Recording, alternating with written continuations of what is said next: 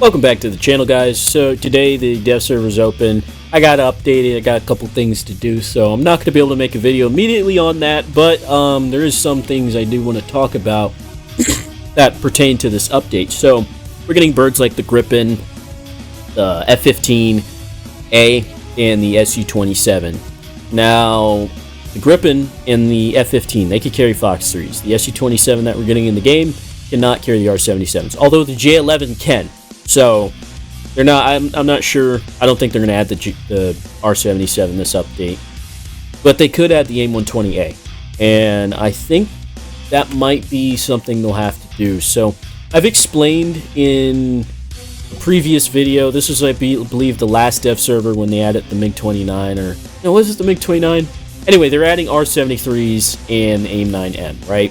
And I said, I don't know. I said we really didn't need the AIM-9M.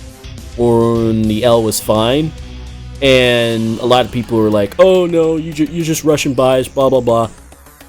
I'm not. I just like to be objective.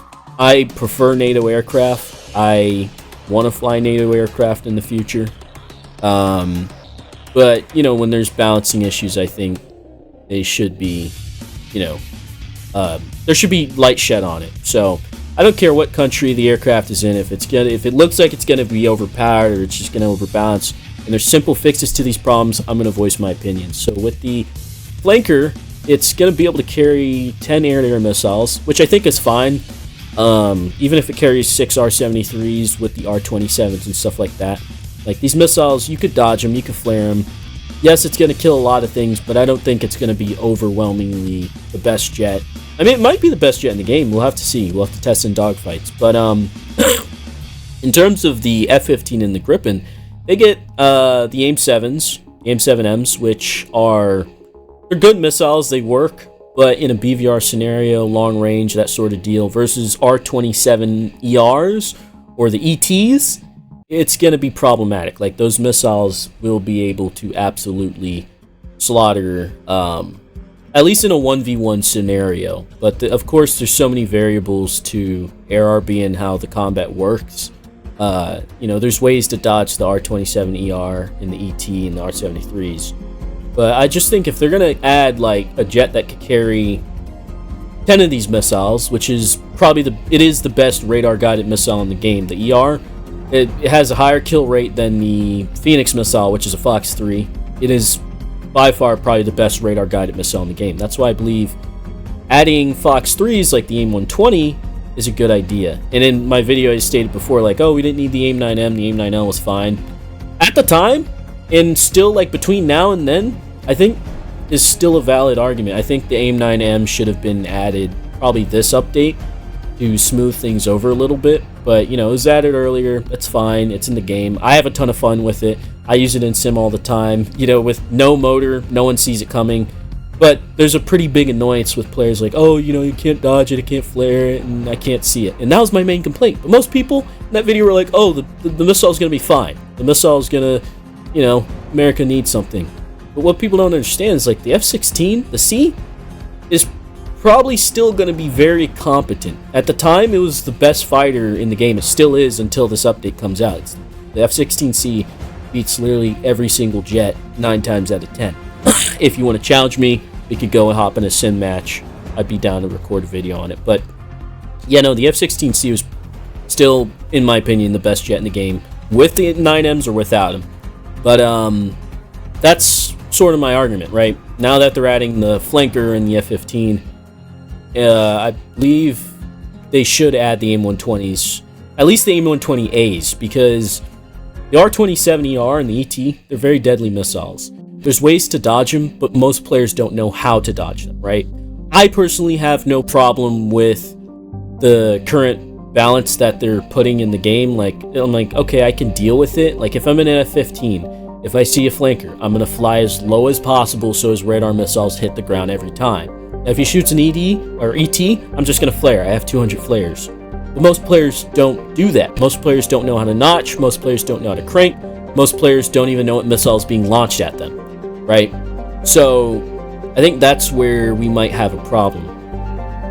This is basically saying add the AIM-120 because most players won't know how to counter the flanker. That's what I'm saying.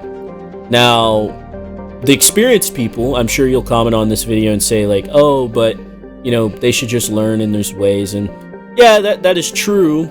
But the problem this will cause is Gaijin will see that most players don't know how to counter a jet. Then they'll add an AIM-120C or an AIM-120D to counter it, or they'll add the AIM-9X to counter it. Like they'll just go to an extreme to make everyone happy. That's how we got the 9 mics, the AIM-9Ms. People didn't know how to fly the F-16, and they said the AIM-9Ls were crappy. When in reality, I think people were just launching them at the wrong time, right? And it's the same thing with the R-73. I think the missile's fine. I think it's pretty balanced in the game. But yeah, I think this would have been a fine update to test the AIM-120As. They could have added something like the F-20 Tiger Shark, maybe put them on there before we got this update, and then sort of test how they work. Of course, the Phoenixes were an early test bed for Fox 3s, but I don't know. I feel like they can add the AIM-120. So let's just do an example, right? You have 2 jets. They're going for a merge. One's a flanker and one's an F-15. You have 4 AMRAAMs, because I think they should limit the load to 4. I think you could carry 6 on the outer pylons, but let's just say they limit them to 4 AMRAAMs. You're going in a merge. The ER has a further range than the AIM-120A, right? You both launch. The missiles are heading towards each other. The flanker has to keep going hot to basically kill you, right? Because if he turns around, his radar is going to lose lock, and the missile, just fly into the air. So the flanker still has to go hot. Hot means basically going straight for the merge. The F-15 doesn't. The F-15, with its superior thrust to weight and engines, it could just turn around and burn out of there, probably get out of range of the ERs. But the AIM-120 is still going to be going towards the flanker, so the flanker is going to have to go cold. And if you rinse and repeat that motion over and over and over, typically the guy with the AIM-120 is going to win. Now, the flanker will carry more R-2070Rs than the F-15. That could be a variable, and of course there's many other variables like fuel load and all that.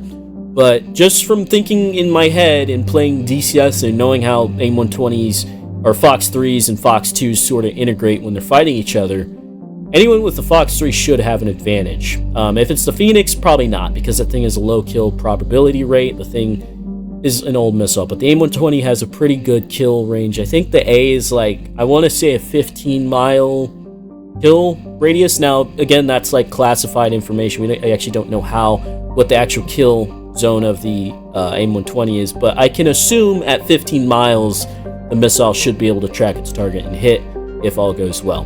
But again, let's get back to this hypothetical fight. The flanker's trying to get close, and the F-15's trying to get close. F-15 could turn away, the flanker cannot. So that's the big problem with that. And I feel like that would actually balance out BVR fights and BVR engagements. And that's why I think they should add the AIM-120 with this update. But I don't think we're going to get it. Oh, and another reason is the Gripen. The Gripen carries the AIM-7s. I don't think it carried the AIM-7s in real life. Maybe Gaijin got documents that I didn't see. But they can easily put 2 AIM-120s on the Gripen, and it would be balanced. That's, at best, if everything goes well, at best, that is 2 confirmed kills, right? So, yeah. And then, of course, you could put it on the F-16 outer pylon, so, yeah. But I think we'll see how the dev server is. We can't know how it's going to go until we actually get the dev server, which is open, I believe, right now. And then, of course, when this all gets into the live server, we'll see how balanced things are. But, yeah, even without the AIM-120s, the F-15 should do fine if you know how to counter the flanker. But if you don't, you're going to be screwed. You're going to be trying to turn fight a flanker, and you're going to die. Or you're going to try to get him in a BVR at high altitude, and you're going to get killed. Yeah, thank you guys for watching. I hope you enjoyed this video. Thank you for watching. Tell me in the comments down below what you guys think. I would like to hear your counter arguments to this. I'm very intrigued to see what you guys have to say against this. And yeah, tell me what you guys think. Anyway, take care. God bless, and adios. See you later. I'm ending the video now.